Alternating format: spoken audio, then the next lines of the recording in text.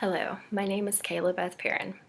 My life story began on a cold December morning. I was born at Northside Hospital in Atlanta on December 13th, 1989 at 2:25 a.m. I weighed in at 8 pounds and 20.5 inches long. This is where I joined my family, a mother, a father, and 2 sisters. I was taken to my home in Cumming, Georgia, where I spent the next 18 years. I began school at Midway Elementary at the age of 5. I was a quiet and shy little girl. I used to be so quiet that instead of raising my hand to ask my teacher a question, I would go up to her and tug on her dress. She later told my mom that she would no longer acknowledge me unless I called her by her name. She was trying to help me overcome my shyness. The next year of school was eventful.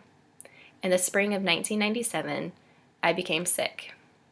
One day, I woke up with a sore throat and a fever. My mom took me to the doctor and they prescribed me erythromycin because I had strep throat. I was prescribed erythromycin because they already knew I was allergic to penicillin and cephalosporin.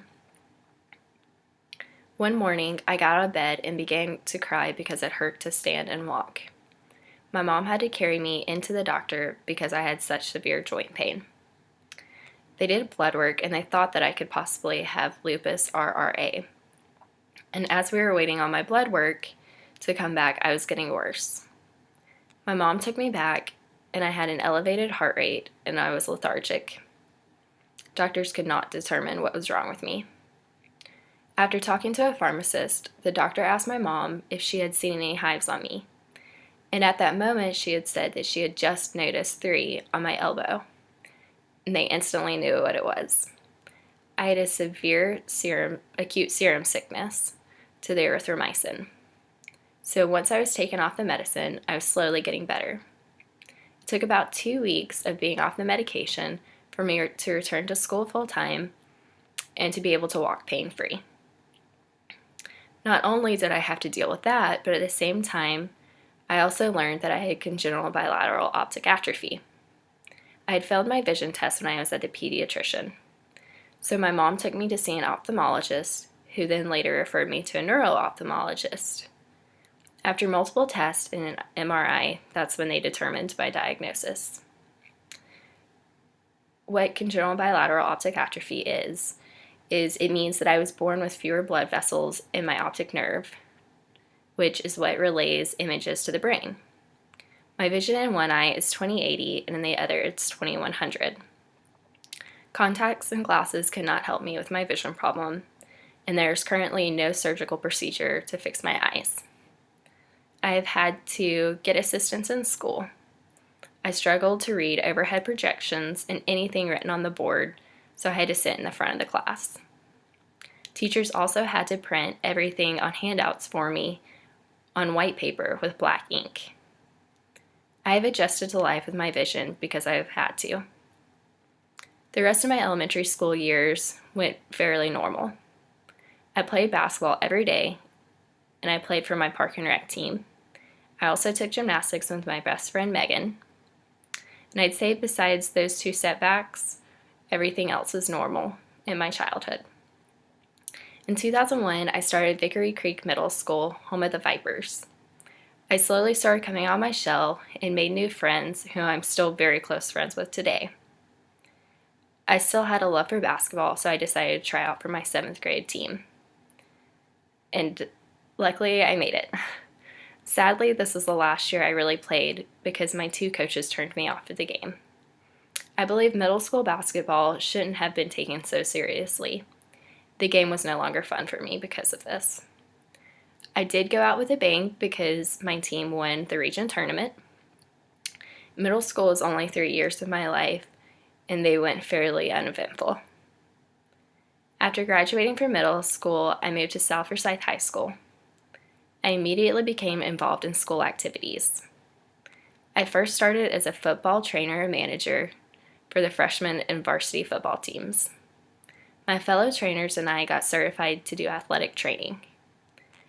Our duties at practice and games were to help with injured players, to help wrap them, fix equipment, and take water to the players and do anything else that the coaches might ask us to do.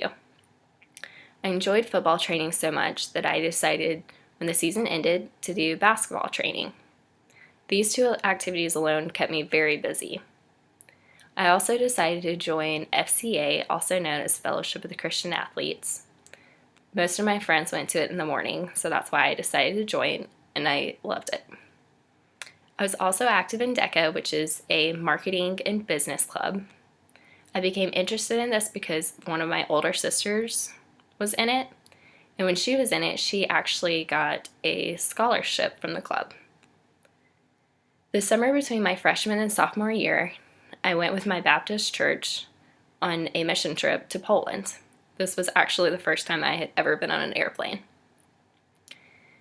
We were there for about 11 days, and we worked to restore a Jewish cemetery, work in a children's camp, and we also ran a youth coffee house. I personally worked in the cemetery. It had been vandalized by German soldiers during World War II. They believed that the Jewish people were buried with their valuables, so they would break into them and try to rob the graves. We cleared bush and repaired headstones. On our free day, we went to Auschwitz, the concentration camp. It was a very heart-wrenching experience. We learn about this place in school, but when you visit it in person, that just makes it all the more real. My whole trip to Poland was very life-touching. Not long after I got back from my trip in Poland, I was taking my learner's test. I failed the vision test and was not able to get my permit. I ended up having to go to the Center for Visually Impaired in Atlanta, and I got special glasses that I had to wear to be able to drive. I also had to take a driver's class and have my doctor write me a letter that said that I was safe to be on the roads and drive. I wasn't able to get my learners until about 4 months before my 16th birthday. So by the time I had had my learners for a year, I was close to 17 by the time I got my actual license. This was hard because all of my friends had already been driving for a while. As much as I liked the social part of high school, I decided to leave my junior year, and I started homeschooling through Abeka Academy. I did this for my last 2 years of high school. This actually also allowed me to work part-time, and I got a job at an upscale tanning salon and day spa in Alpharetta. Shortly after finishing high school, I began college at the University of North Georgia. The school and city weren't for me, so I decided to transfer after being there for less than a semester. I moved out to Athens and went to Athens Technical College for accounting. I was very indecisive on what I wanted to do in my life, so I changed my majors in school again. This time I moved out to Carrollton and went to the University of West Georgia and was studying foreign language and literature with my concentration in French. This was actually my favorite place that I lived outside of Cumming. I had a great group of friends there. After I went to the University of West Georgia, I took about 6 months off from school and spent some time in the Netherlands. This was an amazing experience. I got to see the cities of Venlo, Nijmegen, Rotterdam, and Amsterdam.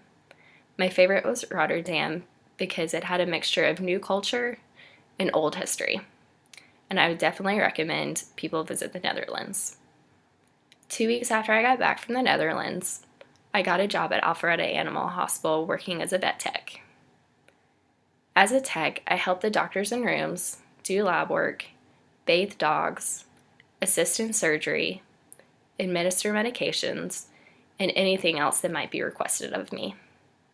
My least favorite part of the job is having to work every holiday. We're closed, but there's still animals that have to be taken care of. My favorite part is working with the big dogs. My favorite dogs to work with are dogs like Bull Mastiffs or St. Bernards. During this time, I lived back at home with my parents to try to save money and be able to pay off some of my bills. This brings me to my life today. I'm a 23-year-old college student at Shorter University pursuing a degree in sports management.